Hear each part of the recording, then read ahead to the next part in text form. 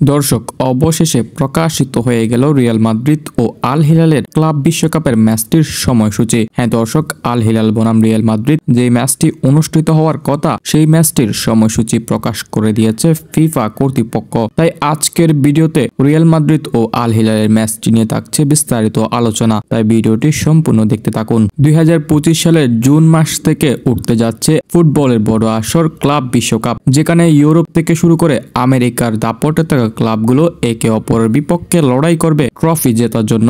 এবং এই ম্যাচগুলো শিডিউল কিছুদিন আগেই ফিফার প্রেসিডেন্ট সহ ফিফার নানান সদস্যরা বন্টন করে দিয়েছে, যেখানে একই গ্রুপে পড়ে গেছে স্পেনের লিগ রিয়াল মাদ্রিদ ও সৌদি আরবের লিগ আল হিলাল। হ্যাঁ দর্শক, সৌদি আরবের লিগ আল হিলালের হয়ে লড়াই করবে নেইমার জুনিয়র, অন্যদিকে রিয়াল মাদ্রিদের হয়ে লড়াই করবে ভিনিসিয়াস জুনিয়র। ফিফা ক্লাব বিশ্বকাপে দুই ব্রাজিলিয়ানের লড়াই চলবে সেই দিন। দর্শক, অনেকে প্রশ্ন করেছেন যে আল হিলালের হয়ে নেইমার খেলবে কিনা। নেইমার যদি এই ম্যাচটির জন্য পুরোপুরি ফিট থাকে, অবশ্যই আল হিলালের কোচ নেইমারকে এই ম্যাচে মাঠে নামাবে। আর নেইমার অনেক আগে থেকেই বলেছে আল হিলালের হয়ে সে ক্লাব বিশ্বকাপ পর্বটা শেষ করতে চায়, এরপরে সে ট্রান্সফার হবে কি হবে না এই নিয়ে কথা উঠবে। তার আগে সে আল হিলালের হয়ে ক্লাব বিশ্বকাপ পর্বটি শেষ করতে আগ্রহী হয়ে বসে আছে। দর্শক, আল হিলাল বনাম রিয়াল মাদ্রিদ ক্লাব বিশ্বকাপের এই ম্যাচটি 2025 সালের জুন মাসের 18 তারিখ অনুষ্ঠিত হবে। হ্যাঁ দর্শক, জুন মাসের 18 তারিখ এই ম্যাচটি অনুষ্ঠিত হবে এবং বাংলাদেশ সময় অনুযায়ী দুপুর